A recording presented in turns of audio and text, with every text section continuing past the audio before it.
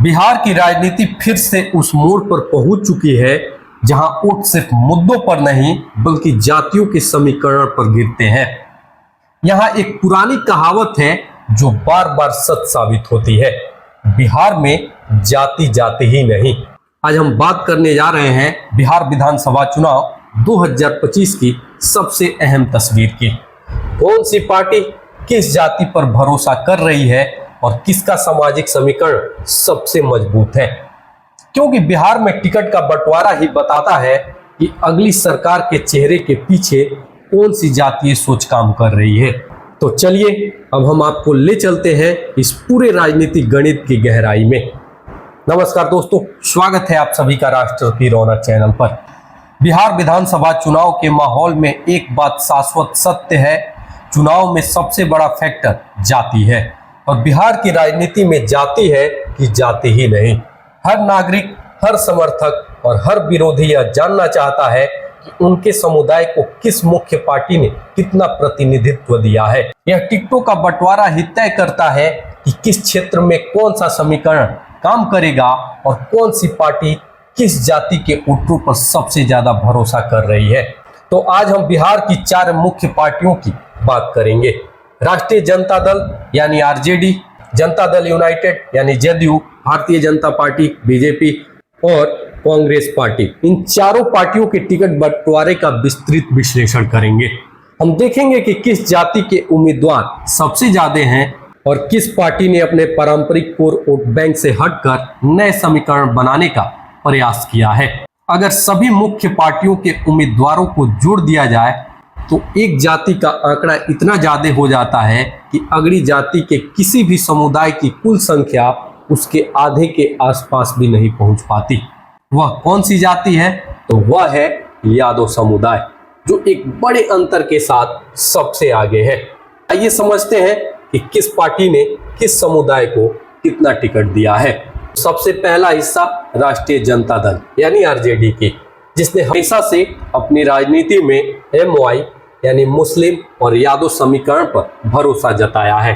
इस बार 143 सीटों पर चुनाव लड़ रही है आरजेडी और तेजस्वी यादव ने टिकट बांटते समय फिर यही दिखाया कि यादव समुदाय ही पार्टी की रीढ़ है। आरजेडी ने अकेले 52 यादव उम्मीदवारों को टिकट दिया है।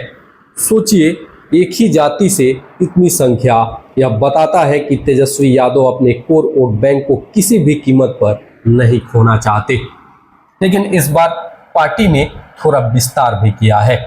18 टिकट मुसलमानों को, 13 टिकट कुशवाहा समुदाय को दिया है और सबसे दिलचस्प बात है, राजपूत और भूमिहार जैसे अगड़ी जातियों को भी 13 टिकट दिए गए हैं, जिसमें से 7 राजपूत को, 6 भूमिहार को। अब सवाल उठता है क्यों? क्योंकि तेजस्वी यादव अब सिर्फ एमवाई तक सीमित नहीं रहना चाहते।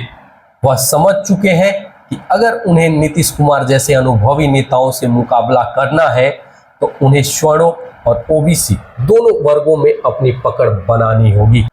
इसलिए आरजेडी का यह टिकट बंटवारा बताता है कि अब पार्टी मुस्लिम यादव से आगे मुस्लिम यादव पिछड़ा स्वर्ण गठजोड़ बनाने की कोशिश में है। अब बात करते हैं जनता दल यूनाइटेड यानी जदयू की। यह वही पार्टी है जो नीतीश कुमार की पहचान के साथ जुड़ी है और नीतीश की राजनीति हमेशा संतुलन की रही है। जदयू ने 101 सीटों पर अपने उम्मीदवार उतारे हैं। इनमें से सबसे ज्यादा जो टिकट मिले हैं वो कुर्मी समुदाय को 12 और कुशवाहा समुदाय को 13, यानी नीतीश कुमार का कोर बेस, उनका कुर्मी कुशवाहा समाज अब भी पार्टी की रीढ़ बना हुआ है।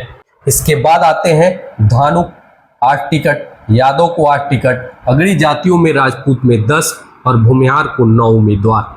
मुसलमानों को 4 टिकट मिले हैं। इस रणनीति का मतलब साफ है, जदयू का मकसद है कि एनडीए के अंदर वह ओबीसी संतुलन का चेहरा बने, जहां बीजेपी अगड़ी जातियों को साधे, वहीं जदयू पिछड़े और अति पिछड़े वर्गों को मजबूती से जोड़े रखे। अब आते हैं भारतीय जनता पार्टी पर, जिसकी राजनीति बिहार में हमेशा भूरावाल यानी भूमिहार, राजपूत, ब्राह्मण, लाला यानी अगड़ी जातियों के इर्द गिर्द घूमती रही है। बीजेपी ने 101 सीटों पर अपने उम्मीदवार जो उतारे हैं और इनमें से करीब 49 टिकट अगड़ी जातियों को दिए गए हैं, जिसमें से राजपूत समुदाय के 21 उम्मीदवार हैं सबसे ज्यादा, और उसमें भूमिहार को देखें तो 16 उम्मीदवार हैं, ब्राह्मण को 11 और कायस्थ 1 उम्मीदवार, बाकी टिकट ओबीसी और एससी समुदाय को। वहीं यादव 6, कुशवाहा 5 और पासवान 7 उम्मीदवार। यहाँ बीजेपी की रणनीति साफ है, वह स्वर्ण वोटों को पूरी तरह अपने पास रखना चाहती है। ओबीसी और अति पिछड़ों का जिम्मा एनडीए में जदयू के हिस्से में है, यानी एनडीए ने बिहार में एक सामाजिक विभाजन तय कर लिया है। बीजेपी संभाले अगड़ी जातियां, जदयू संभाले पिछड़े और अति पिछड़े। अब आते हैं कांग्रेस पर, जो बिहार में फिलहाल तीसरी या चौथी ताकत के रूप में जानी जाती है। कांग्रेस ने इस बार टिकट बंटवारे में अगड़ी जातियों और मुसलमानों को बराबर महत्व देने की कोशिश की है। जहां मुसलमान को 10 टिकट मिला है, वहीं भूमिहार को 8 टिकट मिला है।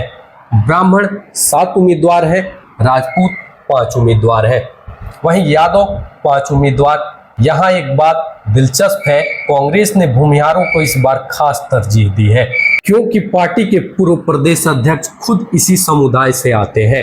अगर हम चारों पार्टियों यानी आरजेडी, जदयू, बीजेपी और कांग्रेस के टिकट बंटवारे को जोड़ दें तो बिहार की राजनीति का जातीय नक्शा कुछ ऐसा बनता है। जाति कुल उम्मीदवार लगभग यादव 71, राजपूत 43, भूमिहार 39। अब आप सोचिए, यादव उम्मीदवारों की संख्या किसी भी अगड़ी जाति से दोगुनी है, यानी आरजेडी का प्रभाव पूरे बिहार के टिकट वितरण पर भी दिखता है। अब बड़ा सवाल, इस आंकड़े से क्या साफ झलकता है? आरजेडी अब सिर्फ एमवाई पार्टी नहीं रह गई। तेजस्वी यादव ने भूमिहारों और स्वर्ण नेताओं को शामिल कर सभी वर्गों की पार्टी बनने की दिशा में कदम बढ़ाया है। एनडीए का संतुलन सबसे मजबूत दिख रहा है। बीजेपी ने अगड़ी जातियों को थाम रखा है, तो जदयू ने पिछड़े वर्गों को जोड़ रखा है। कांग्रेस मिश्रण में उलझी हुई है, वह हर वर्ग को टिकट देकर खुश करना चाहती है, लेकिन किसी एक वर्ग में अस्थायी पकड़ नहीं बना पा रही। कितनी भी विकास की बातें हो जाएं, लेकिन बिहार की राजनीति का गणित आज भी जातियों के हिसाब से लिखा जाता है। तो ये था बिहार विधानसभा चुनाव 2025 का पूरा जातीय टिकट विश्लेषण। कौन किस जाति पर भरोसा कर रहा है और कौन किसके दम पर सत्ता के करीब पहुंचना चाहता है। अब सवाल आपसे, क्या आपको लगता है कि बिहार में कभी जाति से ऊपर उठकर राजनीति हो पाएगी, या फिर आने वाले चुनाव भी इसी समीकरण के इर्द गिर्द घूमेंगे? अपने विचार कमेंट बॉक्स में जरूर बताएं। अगर वीडियो पसंद आया हो तो वीडियो को लाइक करें, शेयर करें और साथ ही राष्ट्र की रौनक चैनल को सब्सक्राइब करना न भूलें। फिलहाल के लिए इस वीडियो में इतना ही, मिलते हैं अगले वीडियो में। तब तक के लिए धन्यवाद। जय हिंद, जय भारत।